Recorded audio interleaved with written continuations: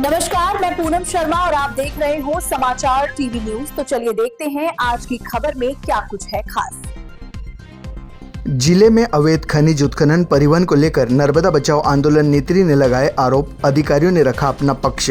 बड़वानी नर्मदा बचाओ आंदोलन के प्रमुख मेधा पाटकर ने बड़वानी जिले में अवैध रेत उत्खनन के खिलाफ आवाज उठाई है। उनका आरोप है कि खनिज विभाग के अधिकारी और जिला प्रशासन की शह पर पिपलुद, बगुद और खेड़ी गांव सहित नर्मदा किनारे के अन्य गांवों की खदानों से रेत का अवैध खनन निरंतर चल रहा है। नर्मदा से प्रतिदिन रेत माफिया 55 से 60 ट्रैक्टर ट्रॉलियां रेत भरकर ले जाते हैं।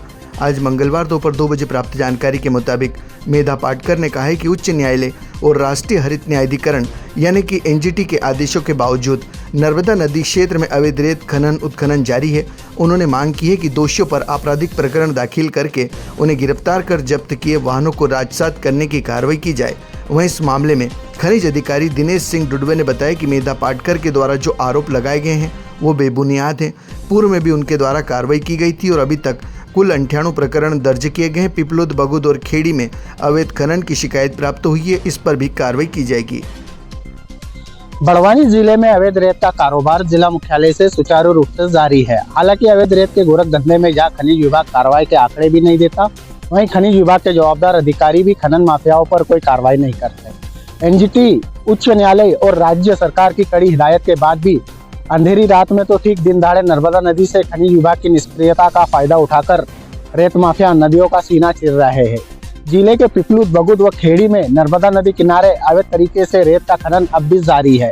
इसको लेकर नर्मदा बचाओ आंदोलन की प्रमुख मेधा पाटकर ने खनिज विभाग के अधिकारियों पर सवाल खड़े किए हैं। बड़वानी से विस्तार न्यूज के लिए सचिन राठौर। पिपलुद और बगुद जैसे गांव में जो रेत खनन हो रहा है वो पूर्णतः अवैध है। 27 फरवरी 2012 की सुप्रीम कोर्ट के आदेश के अनुसार, उसके बाद 2013 में एनजीटी दिल्ली के आदेश के अनुसार और 6/5/2015 के हमने जो केस चलाई जबलपुर में उसके आदेश के अनुसार और 31/5/2017 के एनजीटी के केस के आदेश के अनुसार ये अवैध है और ये विनाशकारी है।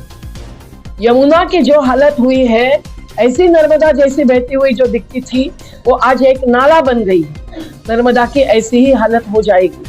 और हमारी केस में जब आदेश है कि जो डूब क्षेत्र है उसमें कोई भी दूसरा काम जलाशय के अलावा नहीं हो सकता है, न क्रूज के लिए होटल बन सकता है, न अवैध रेत खनन चल सकता है, तो कैसे चलने देते हैं?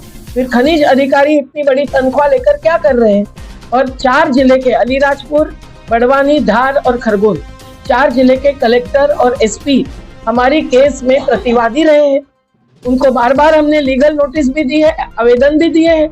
इनका कर्तव्य है रोकना, क्योंकि इसके कारण नदी बर्बाद होती है, मछली की प्रजातियां खत्म हुई है, नाविकों का व्यवसाय बर्बाद होता है, तो ये नहीं चलेगा।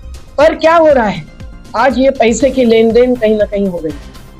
हर अधिकारी हमने नोटिस दी, आवेदन दिया तो कुछ ट्रैक्टर्स पकड़ते हैं, पर बड़ी पोकलेन जब नदी के अंदर उतरती है, जबकि 2019 के रेत खनन के बारे के कानून नियमों के अनुसार भी किसी भी नदी में क्या, जहां जल संग्रहण है वहां कोई भी रेत खनन नहीं हो सकता है। तो ऐसे में ये नमूने के लिए पकड़ते हैं और 30,000 रुपए लेकर उनको छोड़ देते हैं। तो कौन कौन ले रहा है पैसा, इसकी भी जांच होनी चाहिए।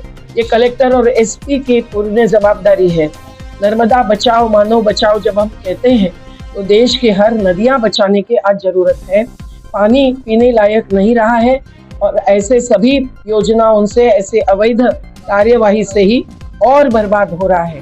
तो नदी का जल चक्र खत्म होता है, भू के नीचे का भूजल का, और उसके कारण नदी बर्बाद होती है, ये हमको कहना है। तो आज भी हम चेतावनी देते हैं कि ये चारों जिलों के अलीराजपुर, खरगोन, धार और बड़वानी के, बगुद, पिपलुद जैसे गांव के कहीं गोई नदी में कार्य चलता है, कहीं राजघाट में चलता है, कहीं चिखलदा में चलता है, कहीं छोटा बड़दा में चलता है।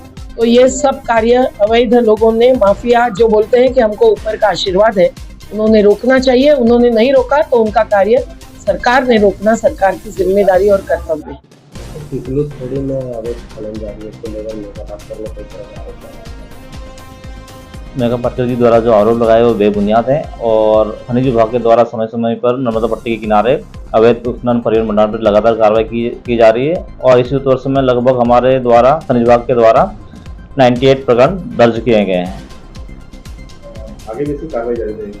बिल्कुल जारी रहेगी, जहाँ जहाँ से हमें शिकायत प्राप्त होती रहेगी लगातार वहाँ पे कार्रवाई जारी रहेगी। कितनी खेड़ों में अभी भी खनन किया जा रहा है? तो कार्रवाई की जाएगी। अभी आंकड़ा क्या है, कितने ट्रैक्टर पकड़ने की दुकान?